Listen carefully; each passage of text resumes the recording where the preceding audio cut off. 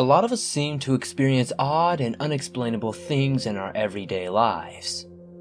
More often than not, we try to forget about it and move on with our lives. Most can agree that no one has time for these ghostly specters in their homes or some unknown creature stalking their yard. Today, my good friend Vidiv22 helps me share these 5 subscribers' creepiest experiences with unexplained outcomes. If you have a story that you can't explain and would like to share it on the show, be sure to send it in to swampdweller.net or to the email that's in the description down below. If you enjoy my friend Vidiv22's voice, please subscribe to him. You can find his channel in the description down below. Let's get into these unexplained stories.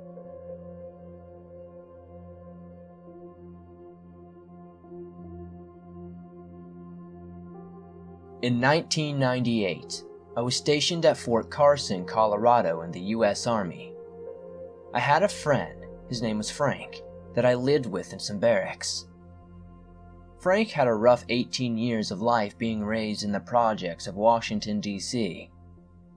He was involved in a gang called the Crips, and on this particular evening, he had recently lost a friend back home who was killed by a rival gang.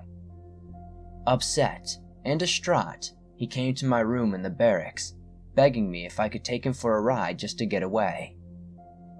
Living in the barracks could be really boring, and it was even worse if you didn't have a vehicle to drive around in. I just so happened to be one of those few individuals who had a vehicle, so I was constantly being asked by people in the barracks to take them somewhere. Oftentimes I was forced to tell people no, because if you always said yes, people would constantly be at your door trying to borrow your vehicle or get them a ride. This evening I felt real empathy for Frank and his loss. I remember him telling me, "Let's go to the Gold Camp Road." The Gold Camp Road was once an old railroad that led up into the mountains above Colorado Springs. The railroad had been long gone, and it was converted into a road for tourism that led into the front range of the Rockies. The road had a long history of violence and death, and of being very haunted, especially the railroad tunnels on the road that literally went through the mountains. I agreed to give Frank a ride and told him I would come to his room in a few minutes. I quickly put on a light jacket and some running shoes and a pair of shorts. I remember before leaving, I noticed a weather report on the TV, and the meteorologist was giving a stern warning not to go into the mountains this evening due to a low front moving in from the northwest, causing wind chill temperatures 25 below zero with blizzard-like conditions. Being a 19-year-old fit soldier, I thought that I could take on the world and there was no way a blizzard was going to destroy my plans. I met up with Frank, and as we were walking to my tiny 2-wheel drive Chevy S10 pickup truck, the cold north wind was already ripping through my light jacket like razor-sharp knives and was chilling me to the bone. The Gold Camp Road was about a 20-minute drive off the post, and we had no issues getting there, other than a few strong wind gusts that attempted to blow my little truck off course. The Gold Campsite, despite having some creepy ghost stories in the old scary railroad tunnels, also had some really awesome picturesque overlooks. My favorite one was near the top of the highest point of the Gold Camp, which not only allowed you to see most of Colorado Springs, but also allowed you to see the winding Gold Camp Road several miles in either direction. I and Frank decided to stop there and burn down a pack of cigarettes, and just lay back and chill, taking in the beauty of the city below. This outlook had a small-sized parking area, and after sitting there for about 30 minutes with the heater on full blast, the night came on suddenly. It was then that we started to notice a few snowflakes whipping around in the breeze. These few snowflakes should have been my cue to get out of Dodge and head home. But we decided to stay and kick back smoking a few more clouds of smoke before heading back down the mountain and back to the post. Suddenly, the snow picked up and a few snowflakes became millions in no time.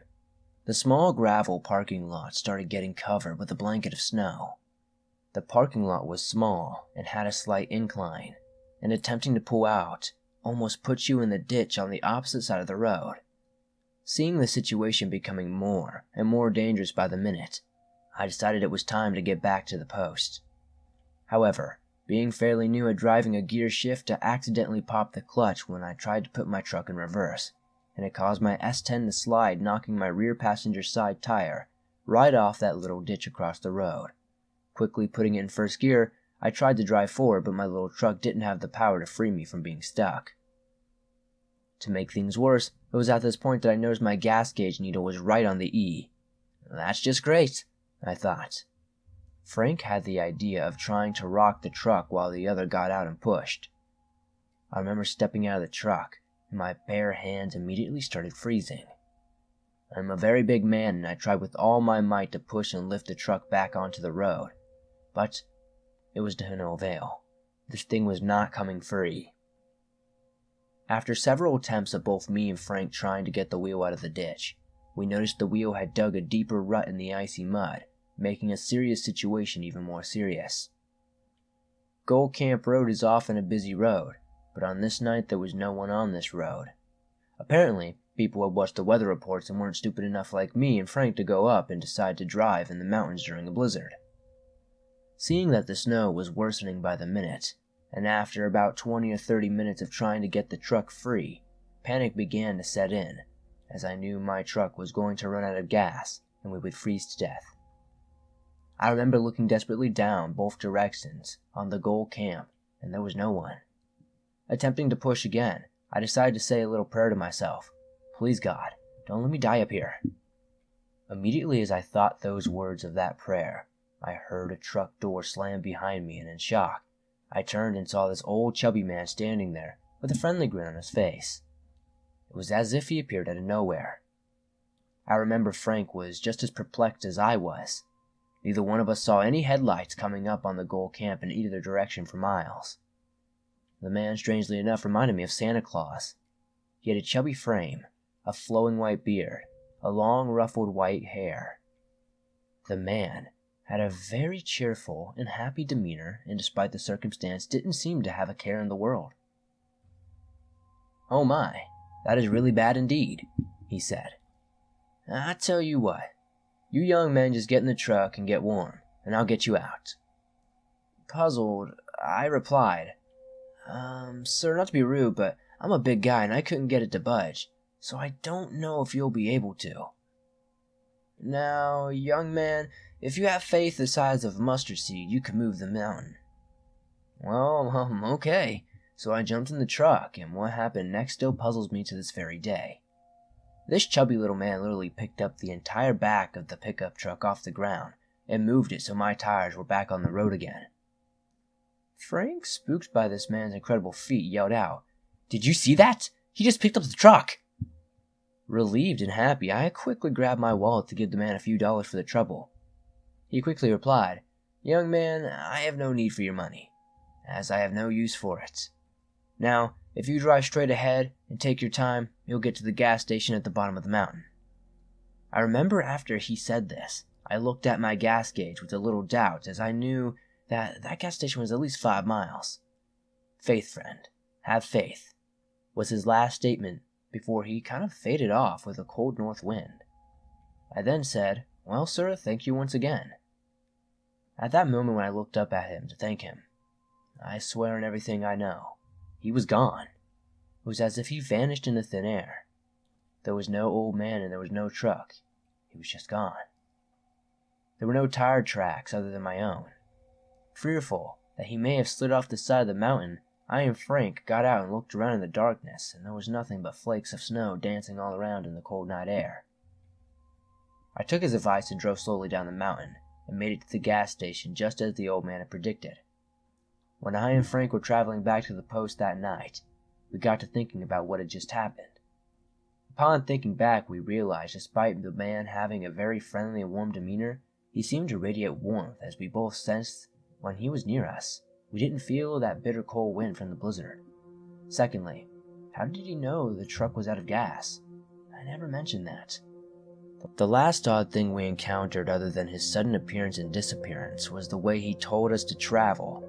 It was definitely not the way he came in, because he did not tell us the roads.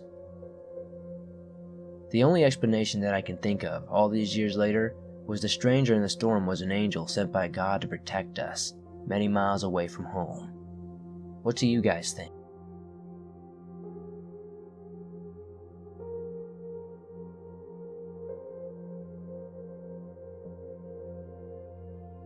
I'm not sure if this is what you would consider terrifying, but it is certainly bizarre. I don't know if it's astral projection, but what I do know is that many times throughout my life, I've left my body, usually during sleep, flying to unknown places. I met people on my journeys. They're usually folks that are in need of something. Let me preface this by saying I am a middle-aged man and I've had experiences with the paranormal all my life. I have dealt with the ghosts, demons, and angels. I know it sounds unbelievable, but it's true. During one of my out-of-body experiences, I was flying over Casper, Wyoming, when I literally slammed into a young lady who was also flying over the city. She told me she was sent to find me. I was a little more than confused, to be honest. I asked why she was sent to find me, and she replied her mother sent her because she needed my help. The next thing I know, my alarm clock was going off and I was back home. I just assumed I had dreamt the whole thing. 3 days later, my car stalls in front of a small apartment building. I go up to one of the units to see if I could use their phone to call my boyfriend. Now keep in mind, this was before cell phones were a thing. I knock on the door and nearly fall backwards in shock.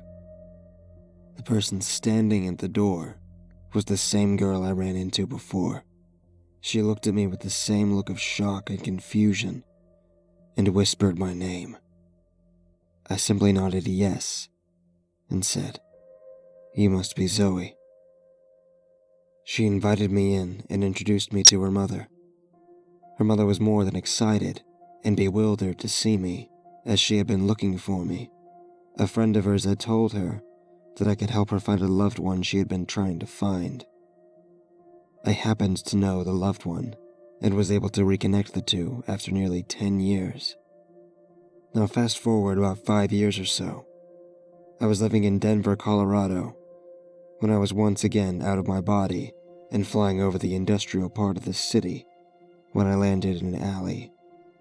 I met a woman with flaming red hair and was dressed in a leather-type catsuit.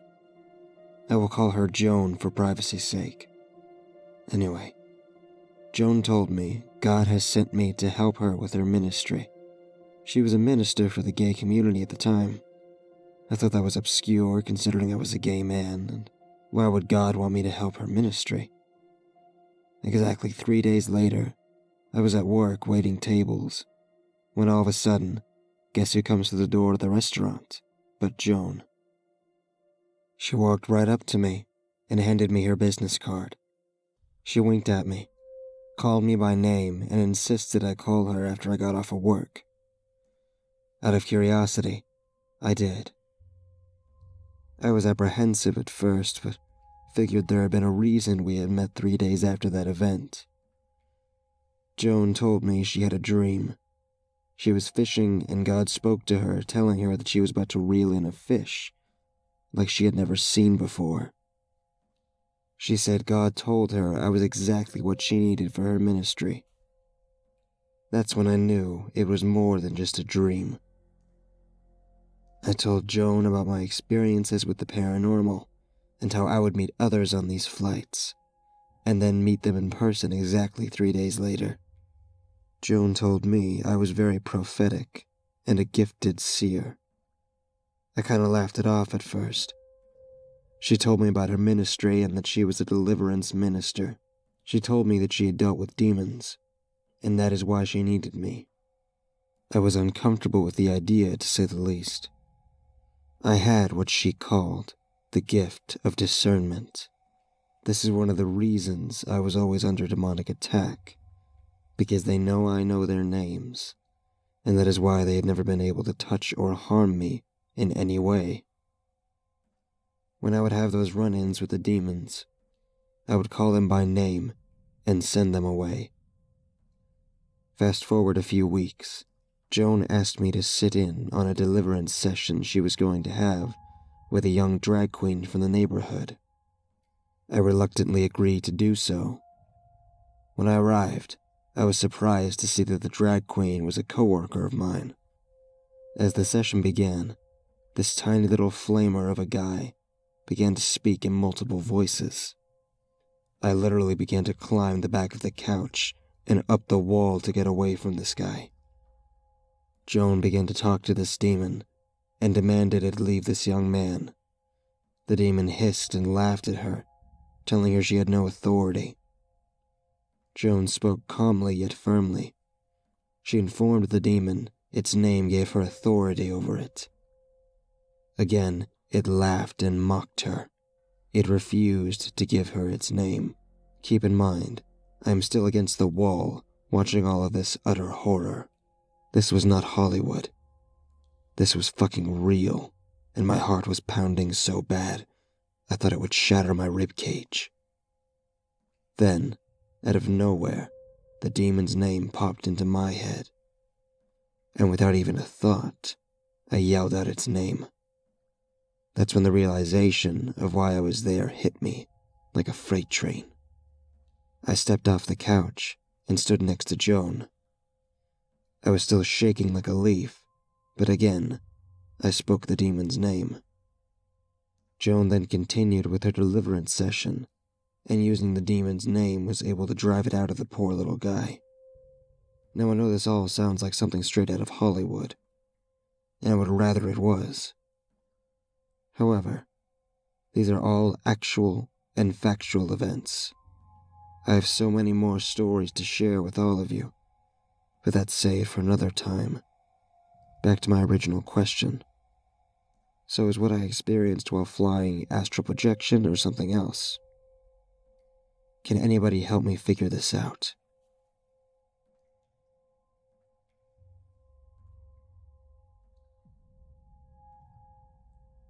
For some background information, I am a 24-year-old male. I live in northern Canada, and this experience happened to me when I was 22. I was heading back to my house from my friend's place. My friend lived about 18 kilometers away from the city I live in at the time this experience occurred. It was a cold summer night, and I was heading down the highway on my motorcycle. One part of this highway gets really dark, and you can barely even see the road. This was unfortunately my downfall, as my motorcycle hit a really bad pothole in the road and wrecked. I was injured and in shock. I got up and started walking. It was pitch black, the type of darkness where you can barely see your hands in front of you. I could hear the usual sounds of nature, wolves howling, foxes crying, and even the sounds of coyotes in the woods surrounding the road. I had walked for 4 hours, and I finally got to the corner of the highway that you take to head into town. This part of the road has a fair stretch of streetlights, which give you an extra sense of relief and comfort. As I walked along the now well-lit road, I started to get really tired from how long I had walked, but the pain from my accident kept me awake and made me desperate to get home soon. I was just about to pass a local construction company's yard when I noticed the air had gotten really still and quiet. So quiet that you could hear a pin drop from a mile away. Then I heard a noise that surprised me. It sounded like a splashing noise, which would make sense. There was a marsh near this part of town. I stopped and waited to hear another sound. Yet, another splash came from the darkness. I froze and I felt my blood start rushing from fear and adrenaline. I reached for my phone and activated the flashlight feature to get a better look at the source of the noise. What I saw next was utterly bone-chilling. What my flashlight illuminated was an ashy figure that was crouched on a boulder near the edge of the marsh. It looked emaciated and very unnatural. Shaking at this point, I called out and said, What the hell are you?" It slowly turned its head and stared back at me with a haunting, empty eye. It seemed to glow a deep crimson color. Then it let out this horrifying scream that sounded like a cross between the roar of a mountain lion and the scream of the ring wraiths from Lord of the Rings. I started running as fast as my body would let me go, as I could hear it splashing behind me, no doubt chasing me. I pulled out my knife, preparing to fight for my life, but then it stayed just out of reach for me. When I hit the streetlights, it seemed not to want to hit the light. I could see it slowly skulking in a predatory style. But just as I thought I was going to lose my life to this creature for sure, a pair of headlights came over the horizon and shone on the creature. It then cried one more time before running off into the night. I haven't seen it ever again, but one thing is for sure. I make sure I always walk with a friend anywhere at night.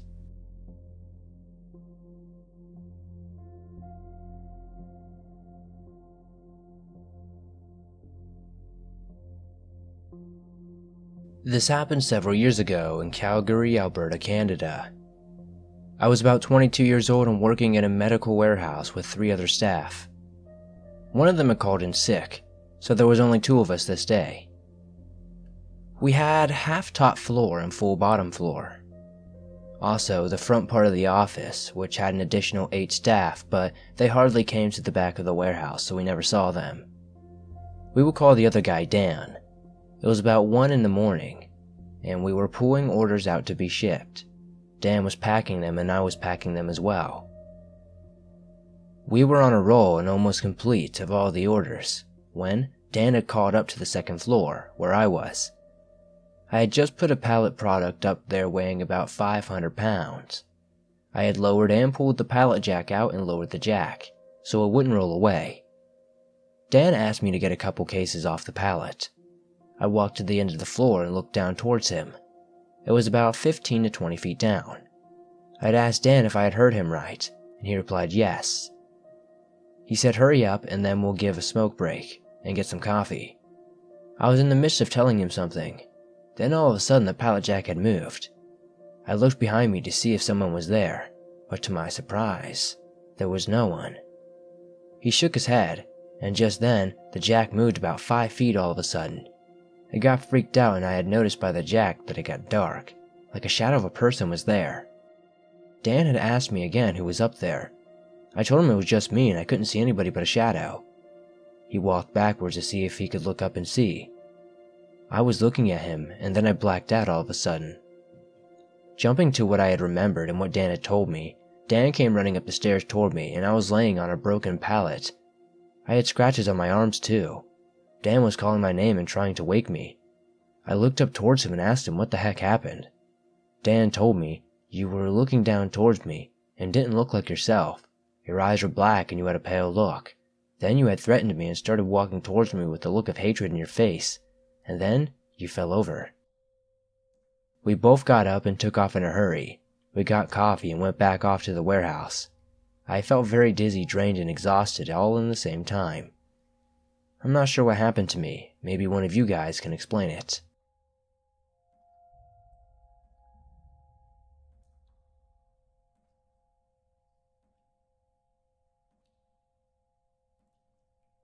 So this isn't my story, but my best friend's. She told me about her uncle, that is, her stepdad's brother, and how sketchy he was. There's always one questionable uncle in every family, isn't there? My friend said that a few years ago, whenever she would meet up with her step-uncle, he would always give her the creeps. He would say things like, "The wife and I are going to the trailer for a week, and you should come along. Oh, my wife is only going to be there for a couple of days, but you're welcome to stay as long as you like." Not necessarily the worst thing in the world, but the way he said it made her feel really uncomfortable. He would bring her presents all of the time, and find any excuse to be alone with her. She said that he would often come by her tattoo shop when there was no one else around, despite living an hour away. There was only one door to that shop, so she would often be stuck in there either until closing time or until step-uncle decided to leave. And when he hugged her, his hands would go too low, and his hug would last too long. I can't remember if I ever met this guy, but I was very familiar with my friend's stepdad and I never cared for him either. So safe to say that it isn't a stretch to imagine this. What makes me angry is that my friend finally confessed to her stepdad and told him what had been going on and how it upset her. But the guy didn't even believe her. Nothing was done because good old uncle was just trying to be nice and my friend was quote-unquote overreacting. About 3 years ago, my friend's life became so much more difficult. Her mother suddenly passed away, which was very sad for everyone involved. With all the stress and grief involved, my friend was at her wit's end. Her mother's memorial service was held at a home, and the entire family came by to give their condolences. My friend was lost in all of it, not sure what to think. Of course Uncle was there. Sometime during the service he came up to her, gave him one of his 2 long hugs with the 2 low hands, and whispered in her ear, "I dream of you." My friend said she sat on the porch and couldn't function for hours. It's super creepy, and really can't explain why this guy acts this way. I think he might be some sort of psychopath or sociopath or something. He just seems like he has this evil presence.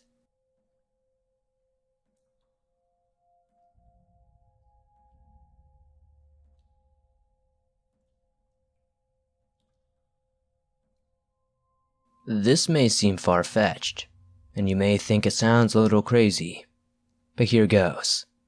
I'm not crazy, by the way. There's a lot of context behind this to tell my mentality that what I saw was not a form of sleep paralysis. The first time I saw a UFO was 10 years ago. I saw it with my sister. It was triangular and had white lights under each corner. The interaction alone was weird enough, but I don't want to dive too much into it. Essentially, I have had experiences with alien crafts and paranormal things, though you guys should know at first, I didn't believe in these things. I thought they were just weird coincidences.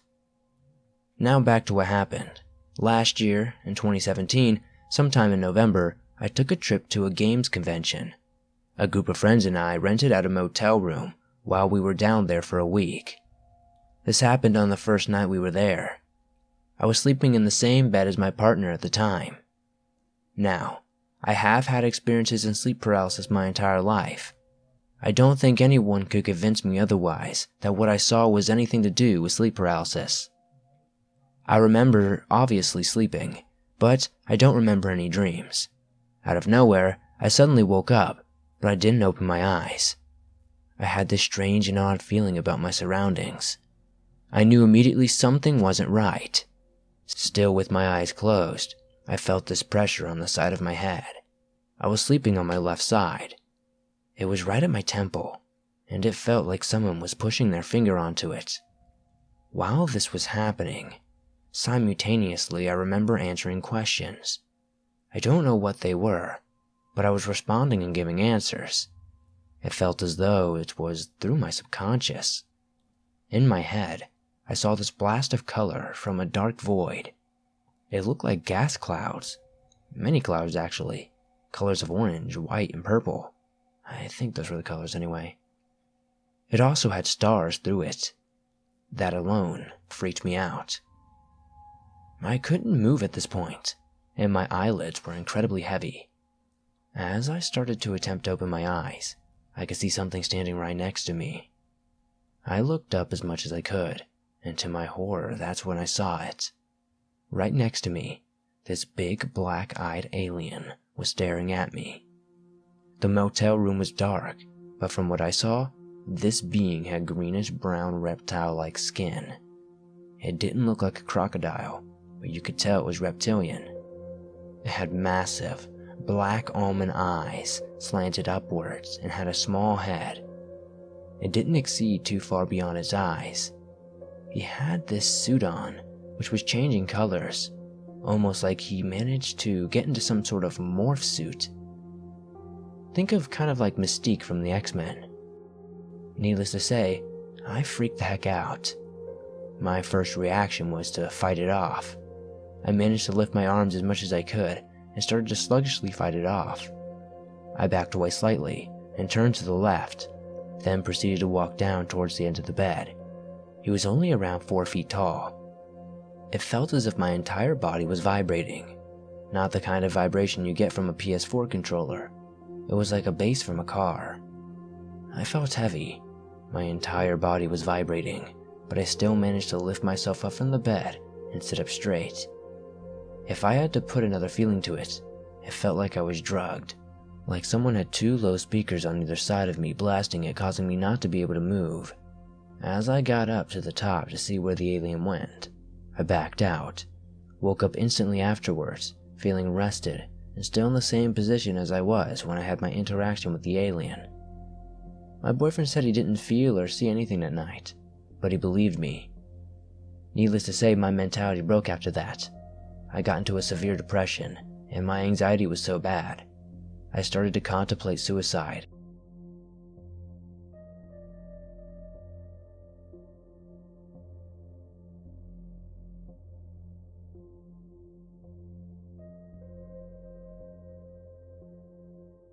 Thanks for watching this video. If you enjoyed these unexplainable stories, be sure to hit that like button, as it helps me out a lot. If you're new to the swamp, why not subscribe and join the swamp? Turn on notifications as well to never miss another video, as I upload them almost every single day, and all things natural and supernatural. If you have a story that you'd like to hear in a future video, why not send it in to swampdweller.net, or the email that you can find in the description down below. I would appreciate it very much. What did you think of these stories? I'd love to hear so down below in the comments. Be sure to check out my friend Vidiv22 as well. I think he has a great voice and you would enjoy some of the cool stuff he covers on his channel. He covers weird things from astral projection all the way to demons. See you guys soon with another creepy video.